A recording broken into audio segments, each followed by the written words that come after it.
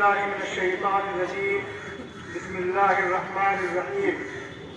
إنما يخشى الله من عباده العلماء صدق الله العظيم وقال النبي صلى الله تعالى عليه وسلم العلماء ورثة الأنبياء أو كما قال عليه الصلاة والسلام. محترم حضرات، بعض تشریف لائے ہوئے ہمارے پردھان جی عارف بھائی محمد عبدال خالد اور ہمارے حضرت محمد صاحب اور دیگر اشخاص، میں ان تمام کا باہر سے آنے والوں کا شکریہ ادا کرتا ہوں کہ ہمارے اس پروگرام میں شریک ہو کر کے رونق بخشی ہے. محترم عزیز طلبا، یہاں پر پروگرام جو ہو رہا ہے، اس پروگرام میں آج وقت کی تنگی ہے، تو اس لیے پوری بات سوالت کے ساتھ میں نہیں بیان کی جا سکتی. مجھ کو حکم ہوا ہے کہ تاریخ کے متعلق تھوڑا سا 5-7 منٹ آپ حضرات کے سامنے بیان کروں. حضرات، حقیقت یہ ہے کہ یہ ہمارے سال میں 2 دن ہوتے ہیں. ایک دن جس کو 15 اگست کے نام سے یاد کیا جاتا ہے، اور ایک دن ہوتا ہے آج کا دن 26 جنوری کے نام سے جس کو یاد کیا جاتا ہے. ان دونوں دنوں کو بڑی اہمیت حاصل ہے. 15 اگست کا جو دن ہے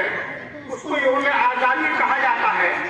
اور 26 جنوری جو ہوتی ہے اس کو یوم جمہوریہ کہا جاتا ہے. آزادی اور جمہوریت کا مطلب کیا ہے؟ عزیز طلبا، جس وقت میں ہمارے ہندوستان کے اوپر جہانگیر بادشاہ حکومت کرتا تھا، تو اس وقت میں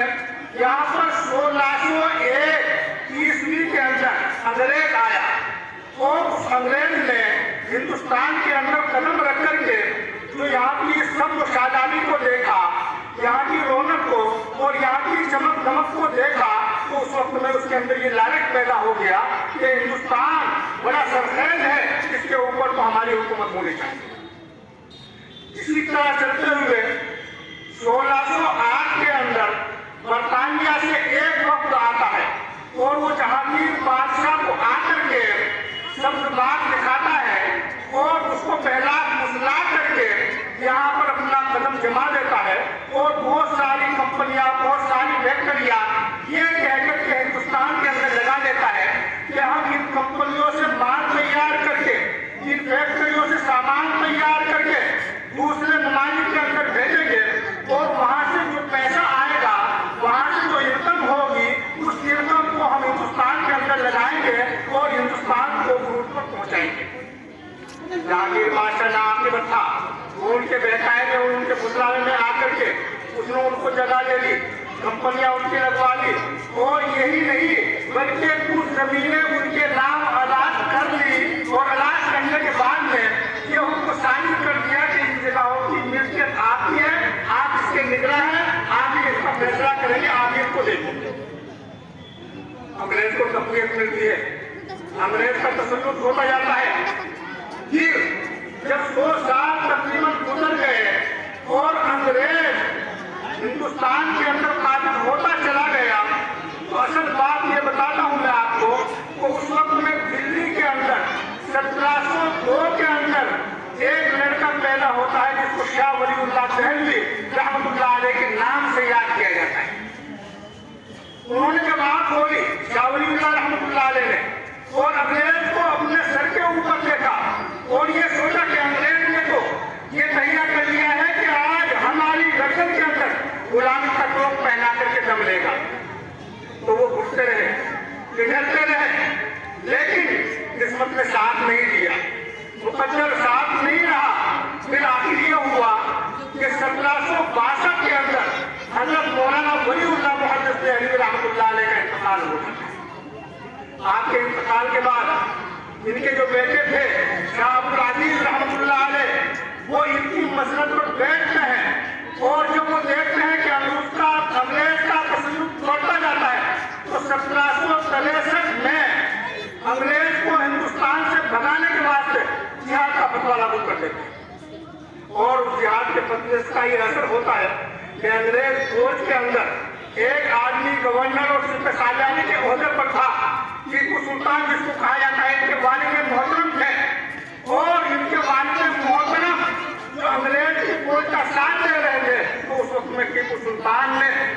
अपने अब्बा को बरतरफ किया और अपने कुछ लोगों को लेकर के रजाकारी के साथ में जंग की तैयारी करनी शुरू कर दी। अब 1762 के अंदर 1763 के अंदर जिहाद का फतवा आता है। टीपू सुल्तान 1792 के अंदर जंग शुरू कर देता है और ये जंग 1799 तक चलती है। फिर आखिर जिस वक्त अंग्रेज ने देखा कि टीपू सुल्तान हमारे कब्जे में आने वाले नहीं है, टीपू सुल्तान तो तरक्की पर तरक्की करता जा रहा है, जंगों के अंदर जो है बहादुरी दिखाता जा रहा है, तो अंग्रेज ने शातिराना दिमाग लगा करके मीर सालिक जो टीपू सुल्तान का सिपह सालार था उसको कुछ जमीन दे करके उसको लालच दिया और उसको टीपू सुल्तान के खिलाफ भड़का दिया और ये गद्दारी करके टीपू सुल्तान को कत्ल कर दिया गया। बिलाखिर एक बहादुर था जो आज कत्ल हो चुका है। उसके बाद नवाब सिराजुद्दौला वो मैदान के अंदर आते हैं और वो जंग के लिए तैयार हो जाते हैं और अपने रजाकारों को अपने मुजाहिदीन को साथ लेकर के 24 घंटे मुस्तकिल ये सिराजुद्दौला लड़ता रहता है। फिर आखिर जब अंग्रेज ने देखा कि दूसरा टीपू सुल्तान तैयार हो गया है तो इसके सिपह सालार को भी जिसका मीर जाफर था उसको खरीदा और खरीदने के बाद में सिराजुद्दीन को भी कत्ल कर दिया। ये दोनों आदमी शहीद हो जाते हैं। इसलिए शहीद हुए हिंदुस्तान की आजादी के साथ। जो आज इस हिंदुस्तान के अंदर हम लोग आजादी के साथ में सांस ले रहे हैं, जी रहे हैं, चल फिर रहे हैं, नहीं तो अल्लाह अगर ये हालात ना होते तो इस वक्त में आज हम भी पहले की तरह हिंदुस्तान में आज गुलामी की जिंदगी गुजारते हुए सिलसिला यहाँ खत्म नहीं हो जाता। 1717 तक अंग्रेज का तसल्लुत ये होता है कि मैसूर के एक सूबे के ऊपर कब्जा कर लेता है और अपनी हुकूमत कायम कर देता है। दौर चलता रहता है। 1740 से पहले तक हिंदुस्तान के 4 सूबों के ऊपर अंग्रेज अपना तसल्लुत बरकरार रखता है और काबिल हो जाता है। फिर आखिर मुसलमान भटकते रहे, सोचते रहे, घूमते रहे कि आखिर अंग्रेज को भगाया जाए तो कैसे भगाया जाए। दौर चलता रहता है। फिर 1800 का जो वक्त आता है, 1856 के अंदर 1856 से पहले मौलाना शाह इस्माइल रहमतुल्लाह अलैह, मौलाना अहमद शहीद रहमतुल्लाह अलैह, ये दोनों हज़रात अपने मुजाहिदीन को, अपने मुरीदों को लेकर के अंग्रेज के साथ में लड़ाई करते हैं और बालाकोट के अंदर जाकर के शहीद हो जाते हैं। जो मौलाना, जो आलिम है, जो उलमाए किराम इस जंग से बचते हैं, इस लड़ाई से बचते हैं, वो वापस आते हैं और फिर हम मौलाना कासिम साहब नानोतवी रहमतुल्लाह अलैह की क़यादत में